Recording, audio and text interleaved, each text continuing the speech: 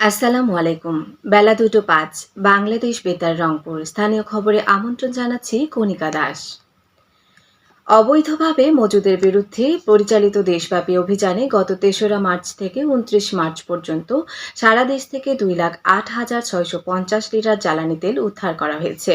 এ সময় ১,০৫৩টি মামলা দায়ের ও ১৬ জনকে কারাদণ্ড দেওয়া হয়েছে। জ্বালানি ও খনিজ সম্পদ বিভাগের মুখপাত্র যুগ্ম সচিব মনির হোসেন চৌধুরী গতকাল মন্ত্রণালয়ের সভাকক্ষে আয়োজিত এক সংবাদ সম্মেলনে এসব তথ্য তুলে ধরেন। মন্ত্রণালয়ের তথ্য অনুযায়ী এ সময়ে ৩,১৬৮টি অভিযান পরিচালনা করা হয়। এছাড়া অবৈধ মজুদের সঙ্গে জড়িতদের কাছ থেকে ৭৫,১৬,০০০ টাকা জরিমানা আদায় করা হয়। জ্বালানি সুষ্ঠু ব্যবস্থাপনা নিশ্চিত করা এবং অবৈধ মজুদ রোধে সরকারের চলমান উদ্যোগের অংশ হিসেবে এই অভিযান অব্যাহত থাকবে বলে জানান মনির হোসেন চৌধুরী। রংপুরে বৈধ ও হালনাগাদ কাগজপত্র ছাড়া মোটরসাইকেল সহ যানবাহনে জ্বালানি তেল সরবরাহ না করতে পাম্প মালিকদের চিঠি দিয়েছে জেলা প্রশাসন। আজ সকালে জেলা প্রশাসক মোহাম্মদ এনামুল আহসান স্বাক্ষরিত এক চিঠি রংপুর পেট্রোল পাম্প মালিক সমিতির সভাপতি ও সাধারণ সম্পাদকের কাছে পাঠানো হয়। এতে উল্লেখ করা হয়, আইন অনুযায়ী ফিটনেস সনদ ব্যতীত বা মেয়াদ উত্তীর্ণ ফিটনেস সনদ ব্যবহার করে কোনো মোটরযান চালনা করা যাবে না। এ অবস্থায় আইনের বিধান প্রতিপালনের জন্য শুধুমাত্র নিজ নামে মোটরসাইকেল রেজিস্ট্রেশন সনদ, হালনাগাদ ট্যাক্স টোকেন, মোটরযান চালনার হালনাগাদ ড্রাইভিং লাইসেন্স, মানসম্মত হেলমেট, প্রযোজ্য ক্ষেত্রে হালনাগাদ ফিটনেস সনদ এবং রুট পারমিট রয়েছে এমন মোটরসাইকেল সহ অন্য মোটরযানকে জেলার পেট্রোল পাম্পগুলোতে জ্বালানি তেল সরবরাহে রংপুর জেলা পেট্রোল পাম্প মালিক সমিতির কাছে অনুরোধ জানানো হয়েছে। জয়পুরহাট জেলার সরকারি বেসরকারি ব্যবস্থাপনায় হজ যাত্রীদের দিনব্যাপী প্রশিক্ষণ কর্মশালা জেলা মডেল মসজিদ হলরুমে শুরু হয়েছে। আজ সকালে জেলা প্রশাসক মোহাম্মদ আল মামুন মিয়া প্রধান অতিথি হিসেবে এর আনুষ্ঠানিক উদ্বোধন করেন। জেলা ইসলামিক ফাউন্ডেশনের উপপরিচালক মোহাম্মদ সাজিদুর রহমানের সভাপতিত্বে আয়োজিত কর্মশালায় বিশেষ অতিথি রয়েছেন civil surgeon doctor Al Mamun.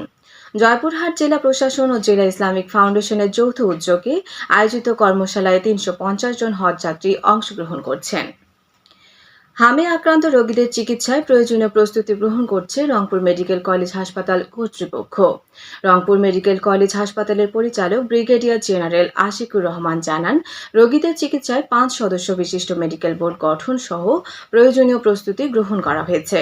বর্তমানে হাম সন্দেহে চিকিৎসাধীন ৪ শিশুর শারীরিক অবস্থা ভালো রয়েছে।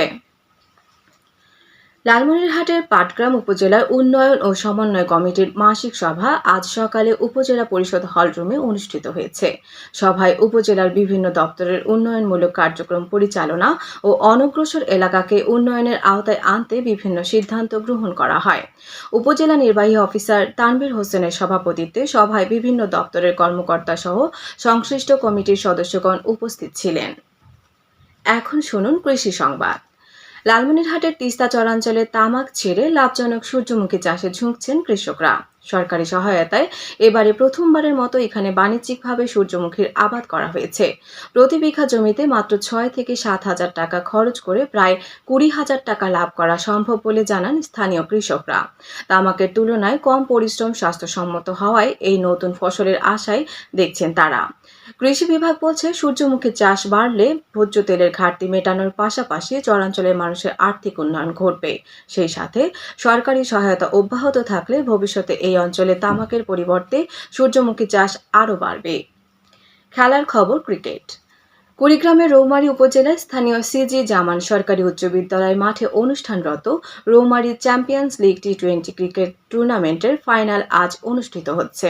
টুর্নামেন্টের ব্রাদার্স ইউনাইটেড দল টসে জিতে প্রথমে ব্যাট করতে নেমে ১৭ ওভারে ১২৭ রান সংগ্রহ করে অল আউট হয়ে যায়। জবাবে টিম গ্যালাক্সি শেষ খবর পাওয়া পর্যন্ত ১৮ ওভারে ৩ উইকেটের বিনিময়ে ১১৯ রান সংগ্রহ করেছে। রৌমারী ছাত্র কল্যাণ সমিতি আয়োজিত এই টুর্নামেন্টে স্থানীয় ৮টি দল অংশগ্রহণ করেছে। সবশেষে আবহাওয়া। আজ সন্ধ্যে ৬টা পর্যন্ত পূর্বাভাসে বলা হয়েছে, রাজশাহী, পাবনা, ময়মনসিংহ, যশোর, কুষ্টিয়া, খুলনা ও সিলেট অঞ্চলের উপর দিয়ে পশ্চিম উত্তর পশ্চিম দিক থেকে অস্থায়ীভাবে ঘন্টায় ৪৫ থেকে ৬০ কিলোমিটার বেগে দমকা থেকে ঝোড়ো হাওয়া বয়ে যেতে পারে। সেই সাথে বৃষ্টি অথবা বজ্রসহ বৃষ্টিপাতের সম্ভাবনা রয়েছে।